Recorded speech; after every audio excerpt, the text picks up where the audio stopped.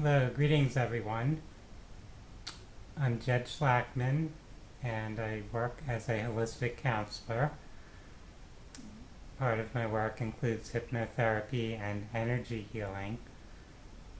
And for this video I want to speak about the topic of Alzheimer's disease and looking into some of the psychological and spiritual causes or reasons for why Alzheimer's dementia may appear. There's a lot of research done on a physical, biological level, looking at how things like diet and lifestyle, exposure to environmental toxins, things like that, impact the brain and contribute toward dementia. But there's psychological and spiritual and energetic factors that actually drive our biology. There's a reason why one person who's exposed to certain toxins develops one type of illness, another person exposed to those same toxins develops a different type of illness. There are patterns reflected in our body governed by the energy flow through our body and where vulnerabilities are. So in one person, their brain may be vulnerable. Another person, it's their kidney. Another person, it's their ovaries. So we have different types of conditions appear in the body in conjunction with different psychological and spiritual patterns. So I'm going to read from a couple different metaphysical sources, spiritual healers, and their discussions of Alzheimer's and what are some of the common core patterns that may be present.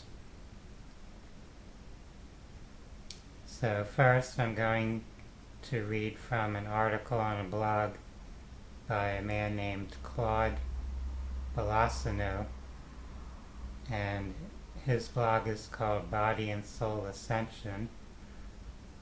So you can go to bodyandsoulascension.com, and this article on Alzheimer's is one of the posts that he has there. The spiritual causes of Alzheimer's and dementia illnesses. Many spiritual folks often wonder what happens to the soul of someone with dementia. Alzheimer's or similar mental illnesses, since the person seems disconnected from reality. These diseases usually occur in old age and are linked to brain degeneration, with medical research suggesting various causes.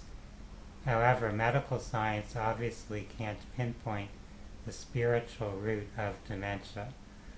It mainly identifies factors like genetics, diabetes, hypertension, and obesity that might contribute to its development.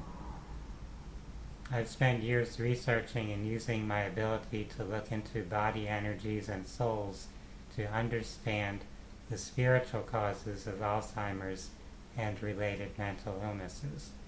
I'll share my findings below so you can learn how to potentially avoid these conditions in the long run. As we know, a soul incarnates on this planet by being born into a body.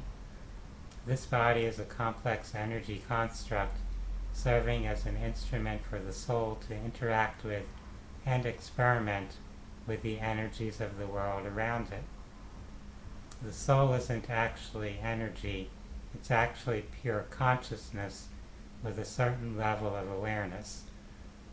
Our world is 3D in terms of awareness or vibration, which is the average level for about 90% of humanity.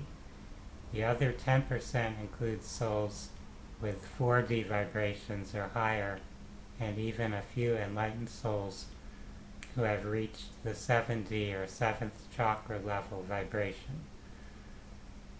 The soul-mind connection and the dementia spiritual root. When a soul embodies on a planet, It brings a plan for major life lessons to go through, like for instance to study being envious, being greedy, deep selfishness, being altruistic, and so on. This plan is something it tries to follow using the body it inhabits.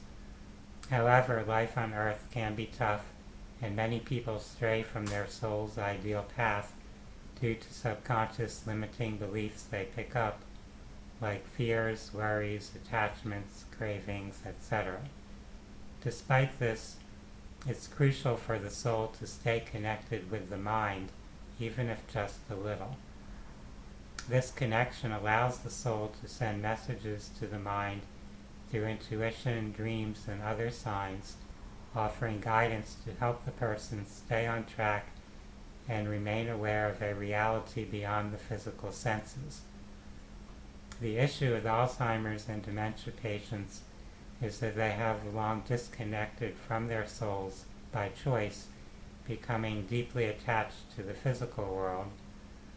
They rely heavily on what can be sensed by their five senses and confirmed by mainstream science, and that's about all. Additionally, they often lose their curiosity about life, fear change, and cling to old habits. The main point here is that a soul inhabits a body to explore and learn until the body's last moment, not to just repeat the same actions and miss out on new experiences. Many people who live to be 100 or older and are still healthy and active say their secret is staying curious, finding joy in small things, being optimistic, and feeling grateful for every moment. In Alzheimer's patients, when they disconnect from their own soul, the soul steps back and stops being involved in their daily lives.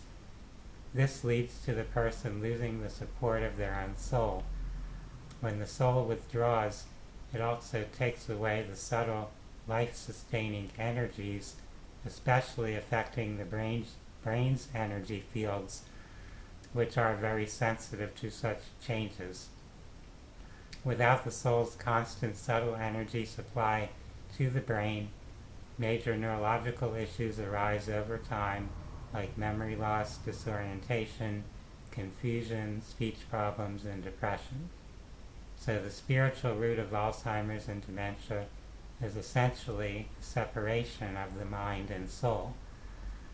The person then becomes disconnected from reality and other people, unable to understand their life experiences or progress because they've severed their connection with their soul through their life choices.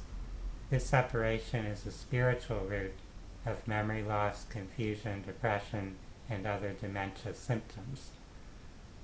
In short, the spiritual cause of dementia is losing interest in the world around you and in new experiences. Neurology has shown that new interests create new neural pathways in our brains, making them more adaptable due to neuroplasticity. Our brains are designed this way to adapt to new experiences and enhance our soul's awareness. If we stop engaging with life, the soul withdraws, and this disconnection between the mind, brain, and soul leads to physical brain deterioration, which is an effect of this disconnection. The spiritual root of dementia, including Alzheimer's, can be seen as the soul's protest for being ignored and not fulfilling its purpose on earth, learning, experiencing new things, and raising awareness. Since dementia's spiritual cause is linked to the separation of soul and mind, my advice is to always remember, no matter your age, that losing this connection is the root issue. You are a soul having an earthly experience in a body, and as a soul you are immortal. Stay curious, embrace changes and challenges whenever possible, be humble and open, and maintain your soul connection.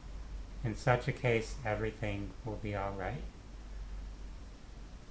And I'll pause reading from the excerpt there from Claude's article, and that's some input you can explore and consider. I also want to read a little bit from a book called Metaphysical Anatomy.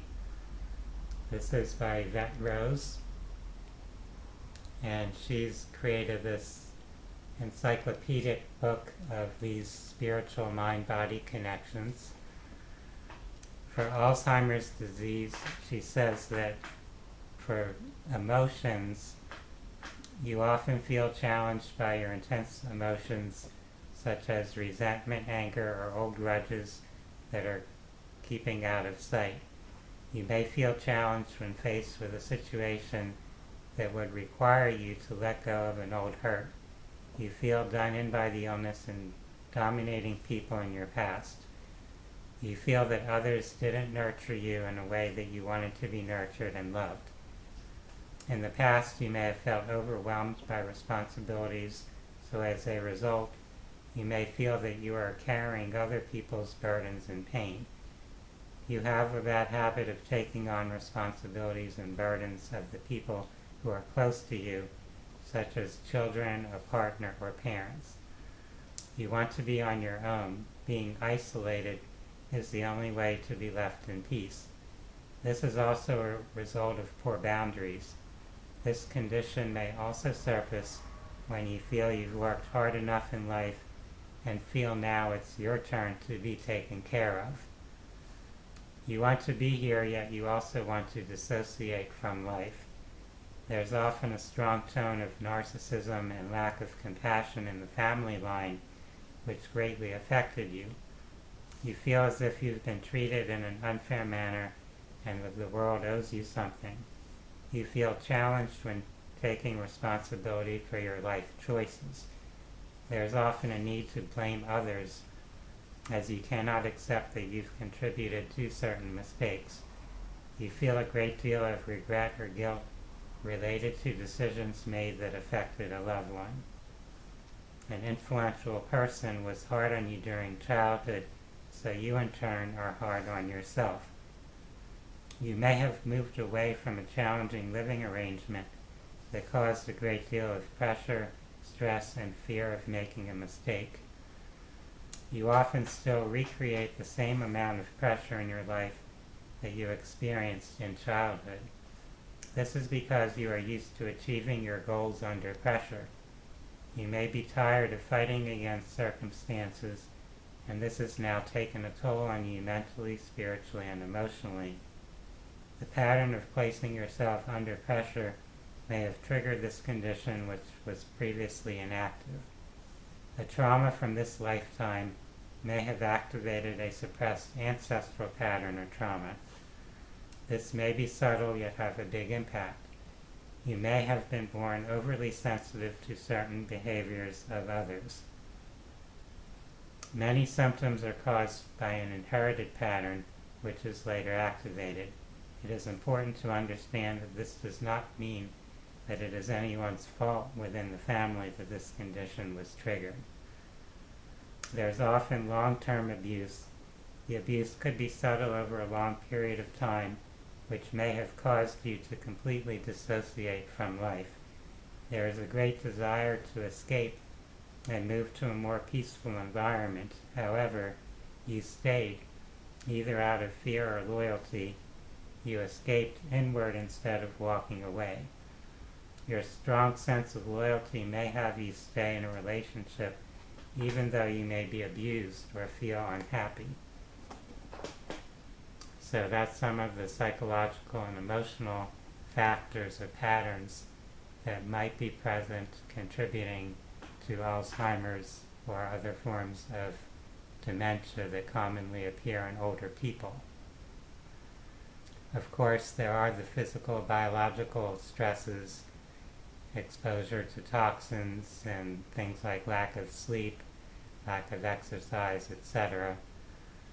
But we can definitely do things for prevention, both physically and psychologically, in terms of how we engage with life, how we can be open to change, open to learning and evolving, releasing resentments from our past, breaking free of old patterns or limitations. I hope that this video has given you some insight or ideas as you explore this topic. For those that are interested in holistic health, I invite you to visit my website, phinsights.com. That's phinsights.com. For now, I wish everyone a wonderful day. Namaste.